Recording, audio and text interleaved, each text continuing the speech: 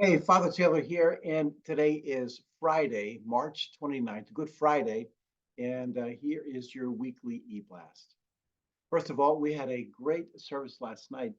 Very interesting, a lot of movements, very powerful Maundy Thursday service. We had a great turnout also. We had to set up some additional tables and get some other stuff going there for the additional people that we had last night. It was really great to see everybody there worshiping.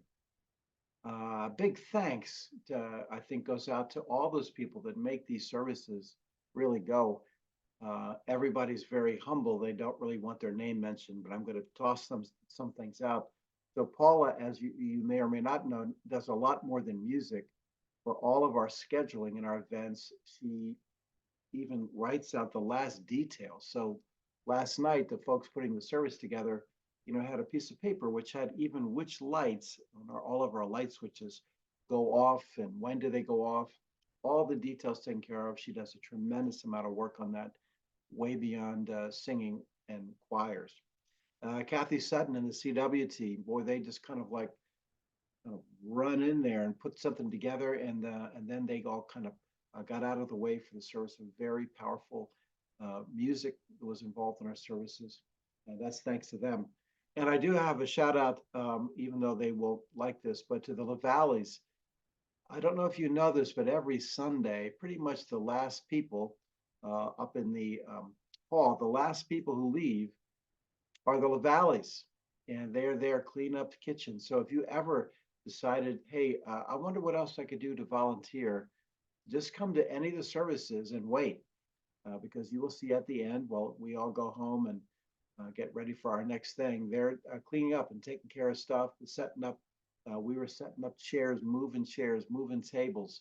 So there's always work to do to make these things go, and we are very thankful for all those people that really go beyond an extra mile to do that. All right, what do we have coming up? Today is Good Friday, and we have two things happening today.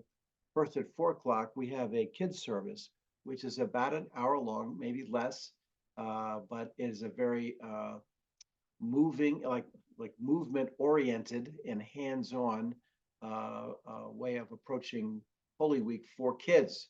And so that starts at 4 o'clock, and that's up in the hall. Parents are welcome to come up. In fact, we probably need your parents to come in and to kind of help out with kids, just kind of trying to keep things contained for kids of all ages. So that's at 4 o'clock. And we get that finished at 5, because then the next thing we do is we pull together for our very powerful, and some of you guys love this service more than others. We do is the Good Friday service, which starts at 7 o'clock.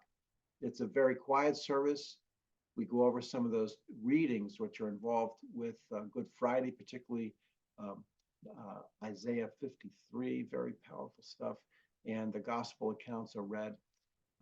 And it's a very moving service. People have really come to appreciate that. Good Friday service is a real way of kind of getting back in touch with all that God has done through us through Jesus. So that's at 7 o'clock. 4 o'clock, kids, 7 o'clock for the Good Friday service. Saturday, we push things back for the service of light at 7:30. We're still trying to make sure it gets dark in time. The service of light, as I've explained before, is a version that we came up with of the Easter Vigil. The Easter Vigil is, in a sense, an overnight service, which includes the celebration of Easter morning. And so what we've done is we've taken that part out. We do the first half of the vigil, and we kind of wait in anticipation as the light enters literally into the darkness of the church. One of the great highlights of that is the exalted, very famous ancient hymn, which is sung. So it's a very powerful service. Saturday, 7:30, service of light. There is one service for Easter morning so that we can all be together, and that's at 9:15. We plan on having a really great celebration of the resurrection, and we look forward to that. So that's Sunday, 9:15. I have three other things coming up that are a little bit in the distance, but I want to make sure that you know about them and that you will put them on your calendar. First of all, is the first Friday of April, which I believe is April 5th. We have our first Friday worship.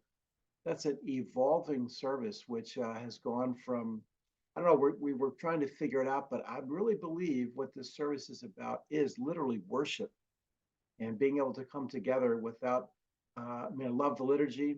You know, we are people of the prayer book. You know, I got mine right here, looking at it pretty much every day. But sometimes we just need a little more time just to be able to like allow the Holy Spirit to work without the confines of having to do collects and moving through the readings and all very powerful for our Sunday. Sometimes we need a little bit something a little bit different. So this Friday we've had the CWT has done a great job the first 2 weeks, and this week we have a person whose name is Renee Story, who is a worship leader and part of the Anchor and Key Ministries. She currently attends Wintonbury Baptist, and for a while was their interim worship leader. She's going to come and she's going to lead worship on that first Friday. I think that's going to be a very powerful event. And so I'd just like to invite you to make sure you put that down there for our first Friday event. All the details should be coming up in the text that's below this link. I think we kicked that off at 6 o'clock, uh, perhaps 6:30, but you'll have to check on that. So that's the first Friday in April, April 5th, upstairs in the hall. Uh, we're going to great pains to make our investment in worship this year, and so the acoustic tiles that we put in about 2 years ago, man, that's made a huge difference in the hall for us being able to hear and having the right acoustics. And now we've invested into the right sound system for that room. So we are planning to begin some more worship opportunities up in the hall. So that's the first Friday. On the 11th, which is a Saturday morning, you'll see that there's a lot of information here about a seminar we're having that day on human trafficking. This is Deacon Denise's passion. She's been involved in information, trying to disseminate information about human trafficking for a number of years now. And so she has a group called the Underground, who are going to come in and kind of bring us up to speed. We don't think about human trafficking is something which is a Farmington Valley issue, but actually it is. And as soon as you get down to Hartford, I mean, we just the news last week. We've had issues of human trafficking going on there, and talking like middle school age kids.